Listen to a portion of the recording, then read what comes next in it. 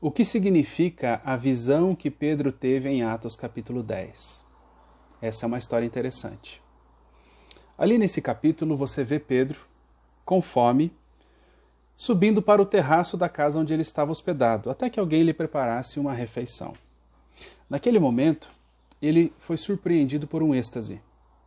E ele viu descer do céu um lençol, que era repleto de toda sorte de animais imundos. Veio uma voz do céu e disse a ele: Pedro, mata e come. Mas Pedro, como um bom judeu, não se alimentava de animais imundos. 3 vezes aquela voz se repetiu na mesma frase: Pedro, mata e come. Mas ele rejeitou todas as propostas daquela voz. Terminada a história, a gente percebe que essa visão, na verdade, não era para que algo literal ocorresse, mas que ela sim tinha um significado. Vamos ler o versículo 17? Diz assim: Enquanto Pedro estava perplexo sobre qual seria o significado da visão, eis que os homens enviados da parte de Cornélio, tendo perguntado pela casa de Simão, pararam junto à porta. Bom, Pedro sabia que aquela visão tinha um significado. Era algo com uma significação, não era algo literal. E ele estava refletindo acerca do que poderia ser aquela mensagem. Naquele mesmo momento, não por coincidência, mas por providência divina, bateram à porta de Simão uns homens que foram mandados da parte de Cornélio. Eles eram romanos. Naquela época, os discípulos, os apóstolos, ainda não pregavam o evangelho de Deus para os gentios, somente para os judeus.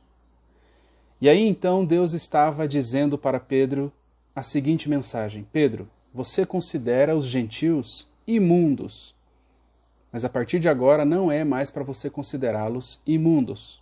Você não deve considerá-los imundos. Eu nunca os considerei imundos. E aí a gente lê no versículo 28 a seguinte frase de Deus: A quem se dirigiu dizendo: Vós bem sabeis que é proibido a um judeu ajuntar-se ou mesmo aproximar-se a alguém de outra raça. Mas Deus me demonstrou que a nenhum homem considerasse comum ou imundo. Assim diz a palavra de Deus. Nenhum homem deveria ser considerado comum ou imundo, como os judeus faziam contra os gentios. A visão de Pedro não está falando de alimentação, está falando de evangelismo. Mas que absurdo, uma ilustração tão longe de evangelismo, longe do tema, falando de alimentação com evangelismo, não faz sentido.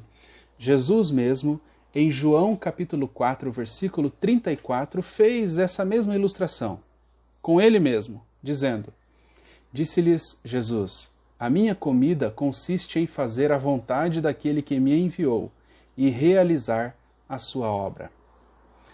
Dita essas palavras, eu quero dizer a vocês que não adianta tomarmos Atos capítulo 10, a visão de Pedro, como uma liberação da Bíblia para nós comermos comidas imundas, animais imundos. Eu quero ler também o que está escrito em Atos capítulo 15, dos versículos 7 a 9. Veja só que interessante o que está escrito aqui. Atos capítulo 15, versos 7 a 9. Também são palavras de Pedro. Havendo grande debate, Pedro tomou a palavra e lhes disse: Irmãos, vós sabeis que, desde há muito, Deus me escolheu dentre vós para que, por meu intermédio, ouvissem os gentios a palavra do Evangelho e crescem. Ora, Deus que conhece os corações, lhes deu testemunho, concedendo o Espírito Santo a eles, como também a nós nos concedera.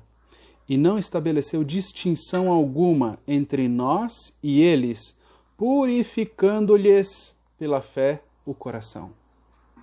Em seu discurso, Pedro fez uma leitura do que tudo aquilo significava. Para concluir a nossa meditação, eu quero lembrar vocês que essa é a segunda vez na Bíblia que Deus fala 3 vezes a mesma coisa com Pedro. Jesus falou para Pedro: apacenta as minhas ovelhas. Apacenta as minhas ovelhas, apacenta as minhas ovelhas. Lá em João capítulo 21, versículo 17, nós temos esse relato. Agora, em Atos capítulo 10, versículo 16, nós vemos que 3 vezes Deus repete a mesma frase para Pedro. Bom, a pergunta que eu quero deixar para você é a seguinte: quantas vezes Deus vai ter que repetir uma mensagem para você, até que você passe a obedecê-lo?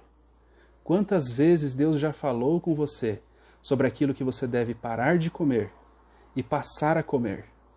Quantas vezes Deus já falou contigo aquilo que você deve manter em sua vida e abandonar em sua vida? Pois é, Deus está te procurando, que você possa tomar a melhor decisão.